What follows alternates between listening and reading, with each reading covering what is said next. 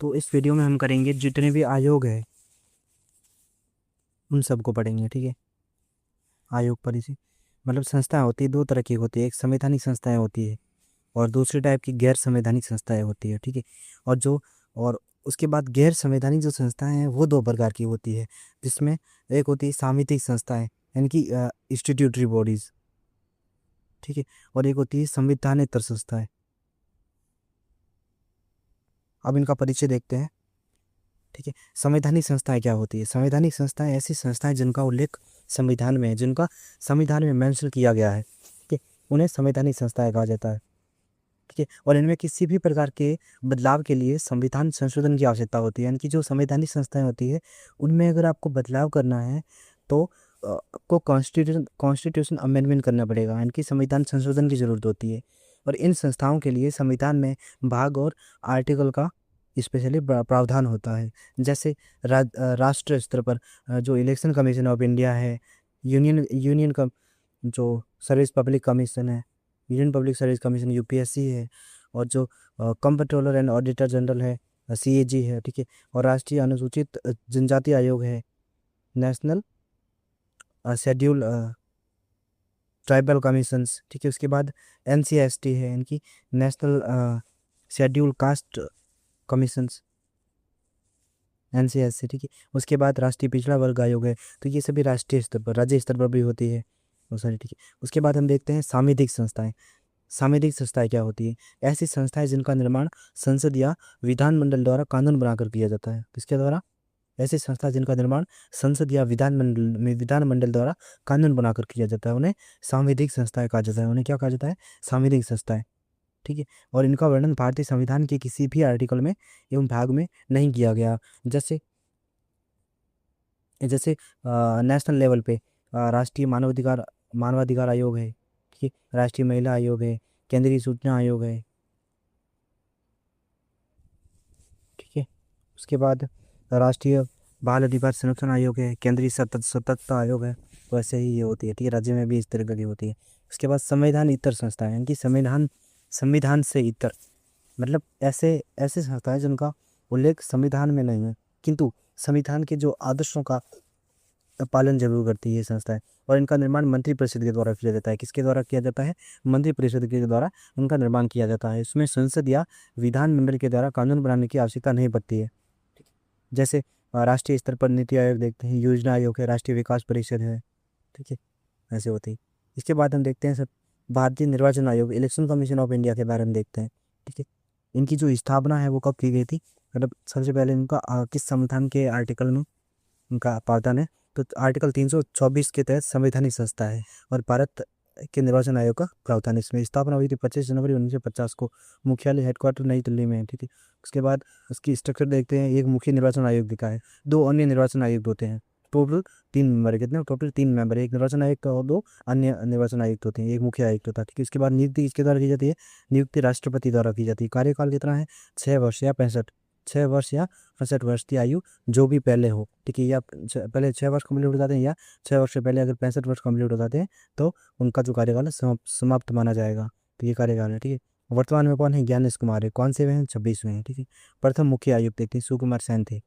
उसके बाद भारतीय निर्वाचन आयोग, इसके कार्य क्या है? लोकसभा, राज्यसभा, विधानसभा, राष्ट्रपति, उपराष्ट्रपति के चुनाव करवाना, मतदाता सूची तैयार करवाना, राजनीतिक दलों को मान्यता देना, चुनाव आचार संहिता जारी करना, न्यायालय द्वारा अपराधी घोषित किए गए व्यक्ति को चुनाव लड़ने के लिए अयोग्य घोषित करना। ठीक है, विशेष क्या है?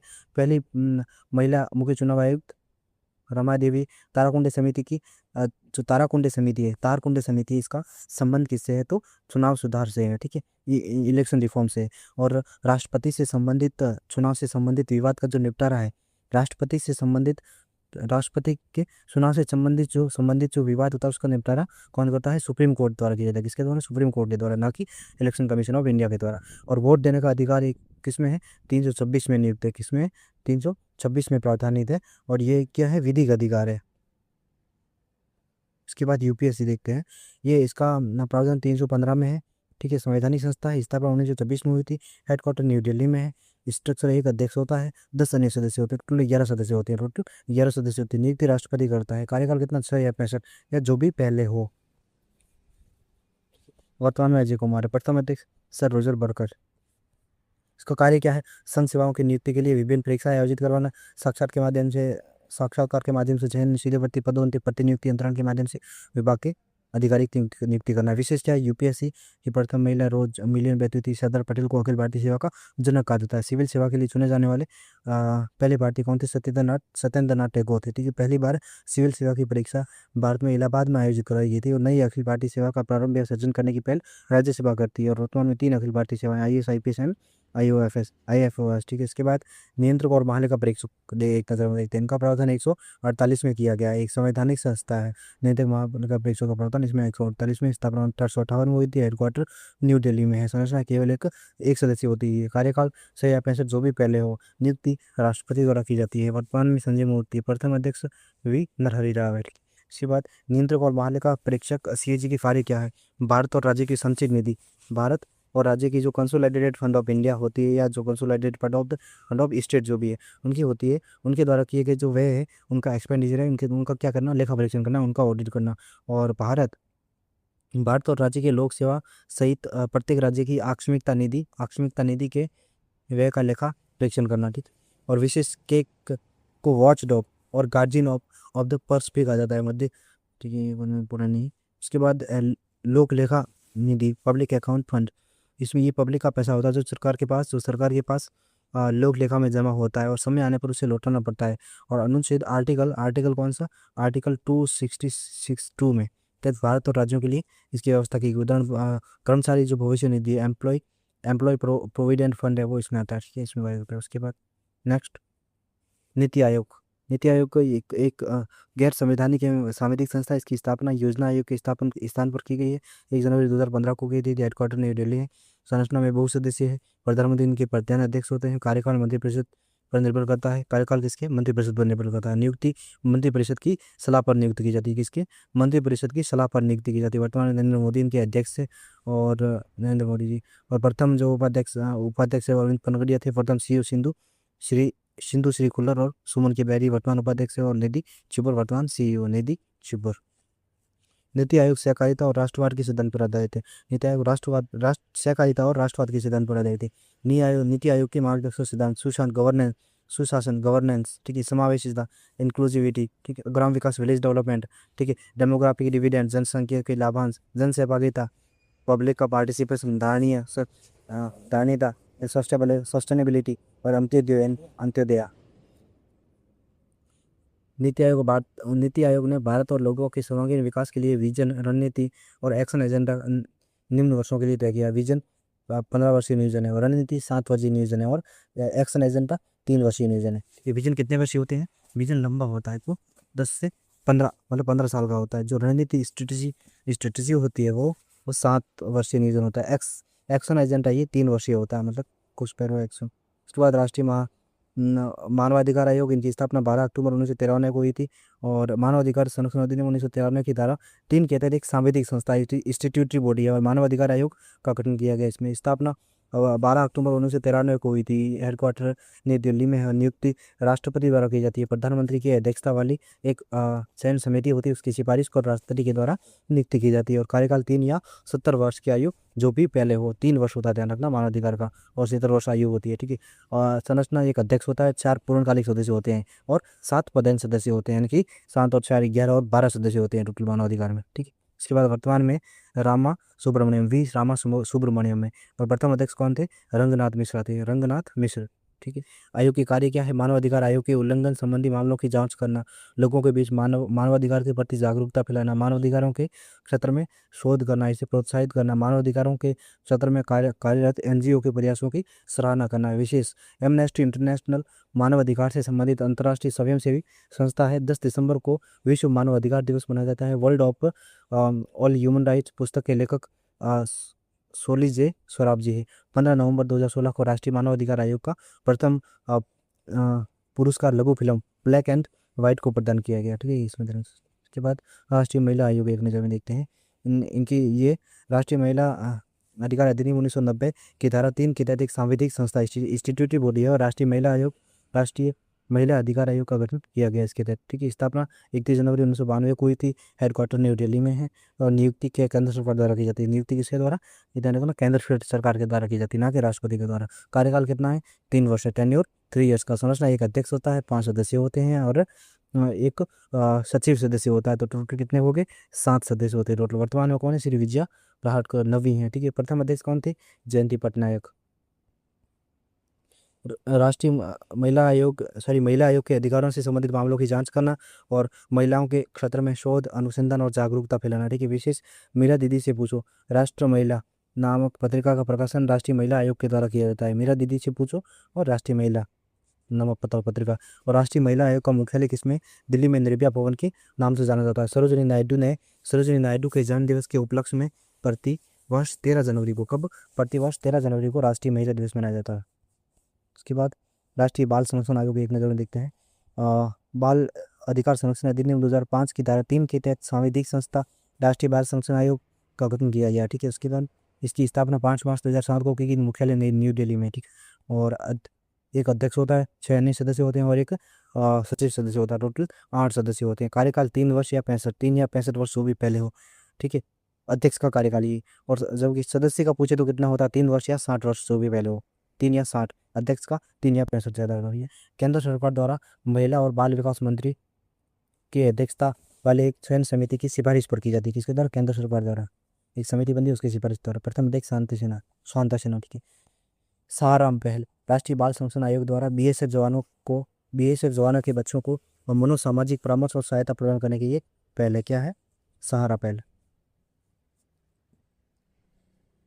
राष्ट्रीय बाल संरक्षण आयोग के कार्य किशोर संरक्षण या अन्य निर्माण एवं बच्चों हेतु बनाए गए संस्थानों का निरीक्षण कर सुझाव देना, बाल अधिकार के उल्लंघन की जांच करना और कार्यवाहियों के संबंध में सिफारिश करना। ठीक है, विशेष अध्यक्ष का कार्यकाल 3 वर्ष या 65 वर्ष की आयु जो भी पहले हो। सदस्य का कार्यकाल 3 वर्ष या 60 वर्ष की आयु जो भी पहले हो। अध्यक्ष या सदस्य पद रिक्ति की स्थिति में 90 दिन के अंदर से भरना आवश्यक है। सदस्यों में कम से कम 2 महिला सदस्य अनिवार्य है।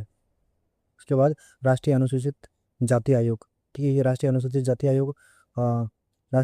जाति आयोग का गठन है जो संविधान की अनुच्छेद 338 के तहत किया गया है। और ये क्या है?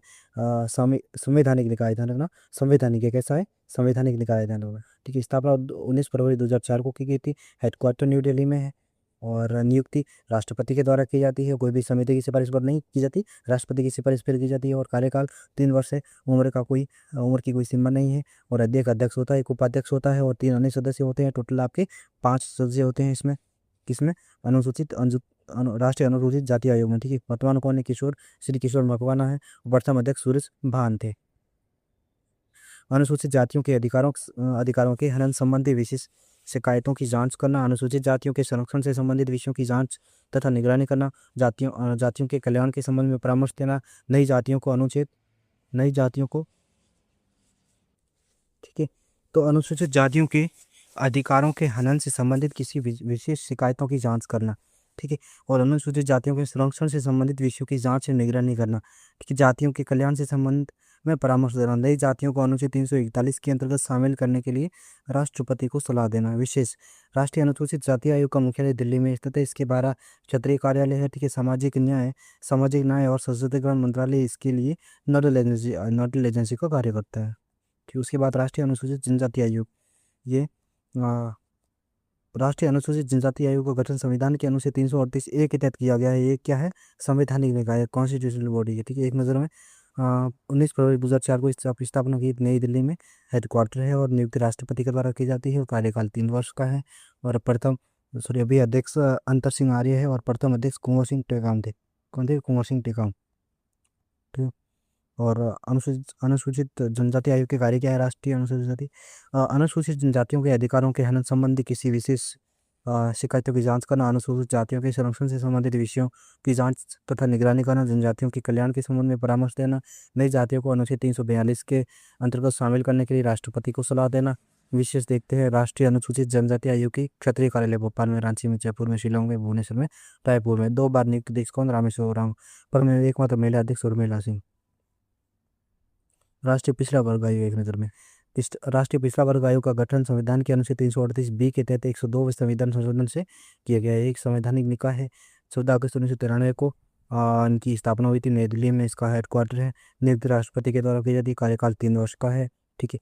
और अभी वर्तमान में साधी निरंजन जैती अध्यक्ष है। ठीक है। प्रथम अध्यक्ष श्री RN प्रसाद थे। ठीक है। इसके बाद इनकी कार्य क्या है? पिछड़ा वर्ग जातियों के अधिकारों के हनन से संबंधित किसी विशेष शिकायतों की जांच करना, पिछड़ा वर्ग जातियों के संरक्षण से संबंधित विषयों की जांच तो निगरानी करना, पिछड़ा वर्ग जातियों के कल्याण से संबंधित परामर्श देना, और विकास एवं अनुसंधान को बढ़ावा देना इन जातियों में। ठीक है। विशेष राज्य पिछड़ा वर्ग आयोग को संविधान 11 अगस्त 2018 को दिया गया था।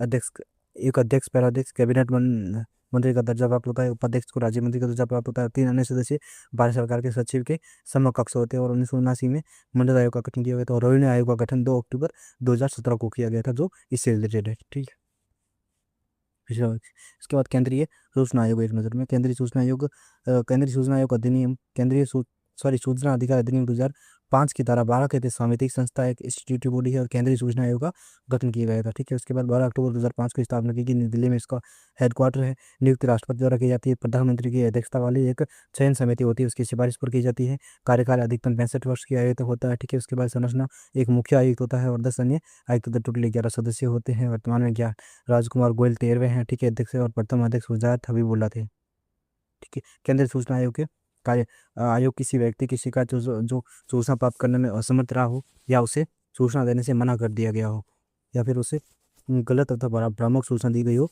जांच का निराकरण करता है। ठीक है। विशेष विशेष विश्व में सबसे पहले स्वीडन देश ने 1914 सूचना अधिकार लागू किया था। सूचना अधिकार लागू करने वाला भारत इसमें 5वां देश है। और भारत सरकार 26 सरकारी संगठन एवं संस्था सूचना अधिकार के दायरे से बाहर है। आयुक्त का कार्यकाल अधिकतम 65 वर्ष के आयु तक किया। केंद्र सरकार जो भी निर्धारित करे, सूचना का अधिकार अधिनियम 2019।